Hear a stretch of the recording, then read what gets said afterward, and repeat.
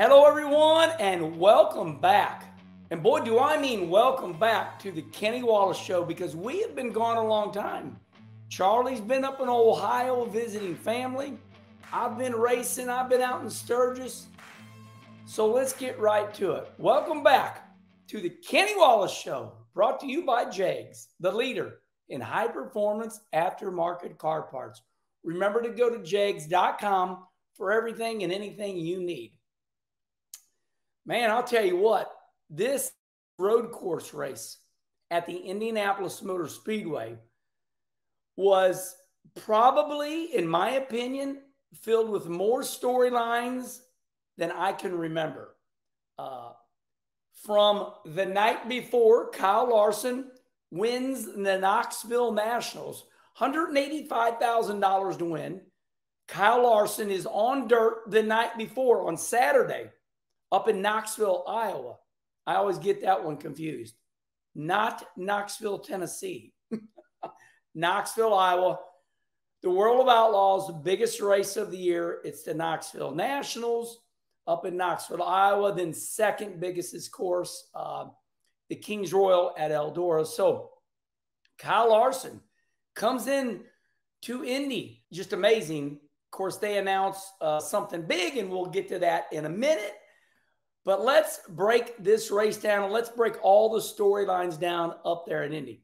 Okay, first of all, we're going to create controversy right away, but good controversy. And I need all of you to respond right here, because I got a little question mark in my mind about it. All right, we're at Indianapolis Motor Speedway. Of course, the biggest race in the world, the Indy 500 for the Indy cars, and then the taxi cabs, which is what they call our cars. The IndyCar guys go, them taxi cabs come up here and invade our racetrack. So, I mean, here's the moral of the story. We ran on a makeshift road course inside the Indianapolis Motor Speedway. Is that really a kiss the bricks race? I mean, to me, Indy is the oval, shaped like a shoebox. So the real Indy is shaped like this, right? Let me see, go down here. Turn 1, turn 2, turn 3, turn 4. The real Indianapolis Motor Speedway is shaped just like this. Is this really a kiss the bricks? Here's the brick trophy. I mean, we're talking, the real track. And then we run on a makeshift, we pave it out. We make some, the Brickyard, we won the Brickyard. No, you didn't win the Brickyard. You won on a makeshift road course inside the Indianapolis Motor Speedway. All right. I said it. It's controversial. Respond right here. Was that weekend really a Brickyard moment? Because I don't think it is. Go at it with me. Argue all you want, because I want to read what you had to say. All right. Jamie McMurray, Hall of Famer in my opinion, because he won NASCAR's biggest races. Now, of all people, who would have picked Michael McDowell? Did he really win the Brickyard? First of all, I think Michael McDowell is a wonderful family man. He's a true Christian. His kids are wonderful. Congratulations to Michael McDowell. You earned it. You were definitely the best. And we're going to get to that in a moment. His little fun situation with Denny Hamlin. So, Michael McDowell just flat out kicks their ass and wins straight up. No pit strategy, just drove away from him. And Chase Elliott, your man, Chase Elliott running second saying, "Come back here, you son of a booger. I need to win that race." Michael McDowell says, I'm really good on super speedways and road courses. And listen, I'm not going to break my arm, but I'm going to bruise it up a little bit. I told you all for a year now, this new next-gen car, Kenny Schrader said to me one time, all these drivers are pretty good in the NASCAR Cup Series. What really separates them is the car and the team. And it's 100% true. If you want to argue with me about that, go ahead and respond right here. But right now, you're losing. I'm winning. It's the car and the team that is showing up. When you get to the Cup Series and you got these grade of drivers, it comes down to pit stops. Look at Daniel Suarez. Daniel Suarez feels like, I set quick time. I'm going to win it all. Bad pit stop. The team. Now, listen, I'm not being a prick. I'm just saying, for all the years that I've raced, whenever I got in that Pennzoil car, I guess I took it down.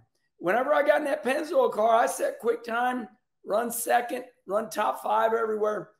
That's when my eyeballs open up and went, oh boy, it really is the car. So I'm going to put a percentage on it. Nowadays, in this era, it's 90% car. It is.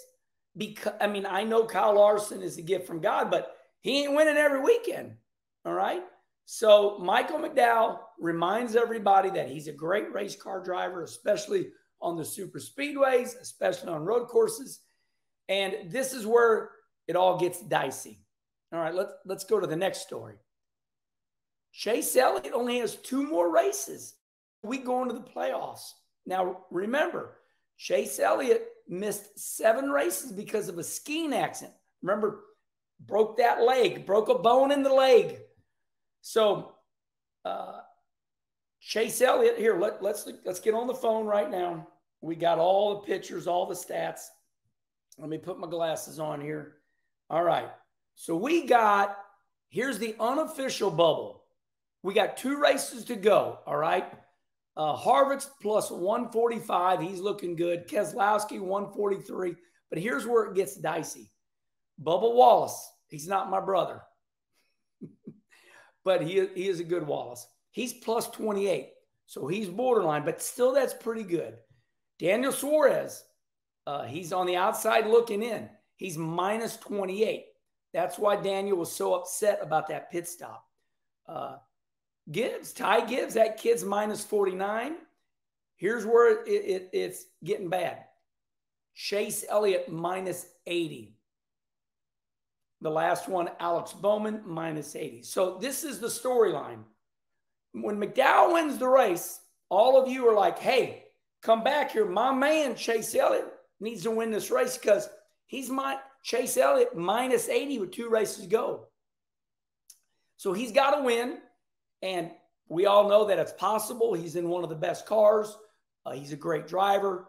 But, boy, breaking that leg really kind of messes your rhythm up. So that's the big story right there. Daniel Suarez said, I got to win. Bad pit stop. Blame it on the team. But he said, we win as a team, we lose as a team. Chase Elliott just gets beat. Now, I love Chase. I love everybody. Herminator's a lover. But the bottom line is boy, Michael McDowell sure did screw up everybody's situation. And once again, a big reminder that this car is pretty damn equal, and it's going to come down to human beings with pit stops and things like that. All right, so I've kind of given you the picture who won, what an upset it was. NASCAR, they listen to my show. They respond to me about it. And, Ben Kennedy and everybody at NASCAR has not made a secret about it. It's real. They want to go international. NASCAR wants to go international. So that's why they made this unbelievable deal all week long. Now, listen, I love SVG. Shane Van Gisbergen, he won the Chicago race. Wonderful guy. Love him. But it was like, aren't you guys overdoing this a little bit? It's just like every minute on the minute. Shane SVG going to the bathroom. SVG walking out to his car. It's like, or GVS, I'm sorry. No, Shane Van Gisbergen, SVG. I got to fix that. I had that all messed up on my notes. All right. SVG. See, look here. Look here. I had it all backwards down there. All right, then. So we have this international flavor. And Bob Pockrass and those guys, I love them to death, but they's kind of hyperventilating. It's like, okay, we get it. So here it is. Okay. International drivers, the number 33, Brody Kostecki. Chris Crazy Osborne Spotting, whatever that means. And from Japan. And they said driving for Toyota, the number 67. Please, I apologize. I'm a redneck. Hopefully I don't mess it up too bad. But the number 67 car of Kamui Kobayashi. Kamui Kobayashi. Right there. And then, of course, SVG. So we had 3 international drivers. And the media was losing their damn mind. I guess they're looking for a free plane ticket for the next international race. I'm pretty sure that NASCAR, you've heard it here, pretty sure NASCAR next year is going to run the circuit, Jacques Villeneuve up there in Canada. So is that international? I mean, I don't think it is. You just drive the car across the river there. You're in Montreal. I've raced up there a lot. Love it. Is that an international race? Okay, it's a different country, Canada. So, but man, there was a lot of hyperventilating going on. So we covered that one. The international flare, respond right here. Just a little bit over the top a little bit. It was, I mean, it was cool. I liked it, but it was just like a timeline all day long, all into the next day. And 2 days of, hyperventilating over international drivers. And you just ranking them, or whoever it was, when they came to Charlotte, it was like it was a good deal. But I think with NASCAR changing its ways and saying, listen, we're NASCAR, I just think they overdid it a little bit, but message was delivered. Okay. The other big news in the garage area, Kyle Larson next year is going to do the double. He's going to run the Indianapolis 500 with McLaren. And their colors are orange. And Rick Hendrick, that Hendrick, a lot of people say Kyle Larson does not have a sponsor. He really does. That HendrickCars.com, even though that's his owner, it does count. Rick Hendrick is printing money. He's killing it with HendrickCars.com, and it's working.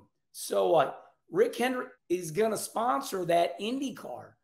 It looks good. It's kind of white, blue. Rick Hendrick said, I'll match you. I'll go with the color orange.